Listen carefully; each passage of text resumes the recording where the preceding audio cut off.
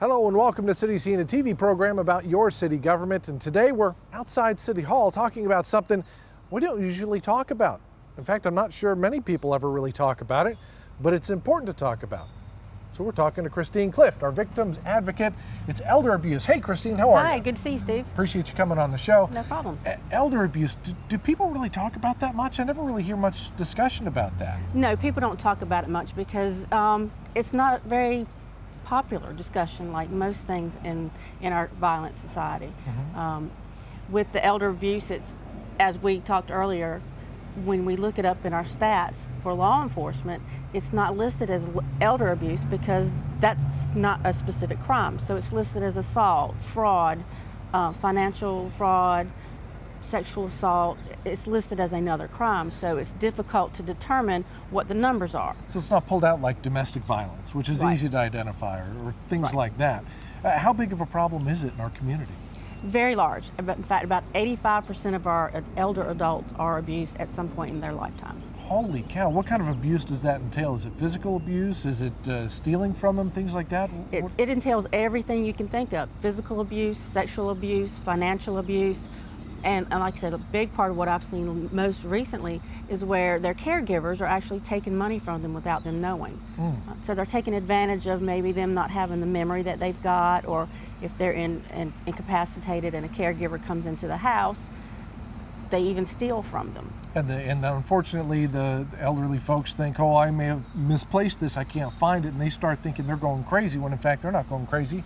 Someone just stole from them. Right, exactly. I get that. You know, I lose my keys sometimes, and sometimes my wife likes to play tricks on me and pick them up and say, did you look where you were supposed to put them away? And I'll be darned if they're not there. Right. Not where I left them, but they're where they're supposed to be. Right. Not the case with this.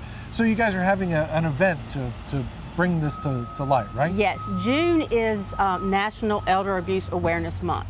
So on June 10th of this year, we are having an Elder Abuse Awareness event. We've been doing this for several years, and we've changed the locations, and we actually changed the process that we do too. This year it's going to be at the Ag Center. Okay. That's on north Government of the Drive. river over there, Government Road. That's by near DSS and the Health Department and those areas.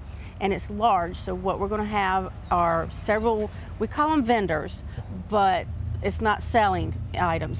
There's going to be tables set up with information as to the agencies in Pitt County who assist elders in their time when they need assistance.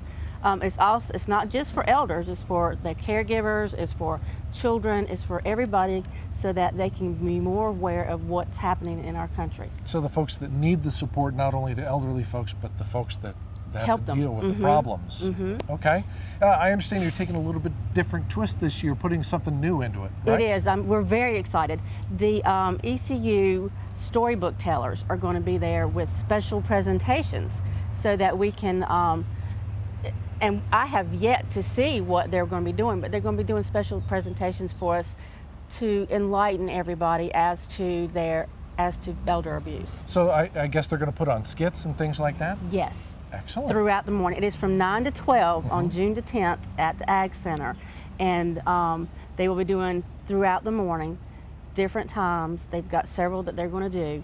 And it's not that we want people to come and stay the whole 3 hours. They do not have to. Right. They can if they want to watch everything. There'll be some seating, and people can walk around and check out what's available in the community for them. But you got a nice long chunk of time so that folks can fit it into their schedule no matter where they can get, hopefully at least 15 minutes, 30 minutes to be able to walk around and get information. Yes, and ask questions of the vendors as well.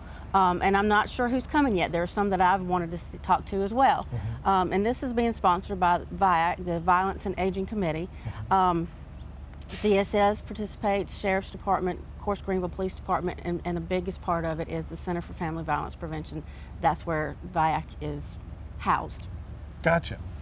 You know, it just dawned on me that the baby boomers are aging.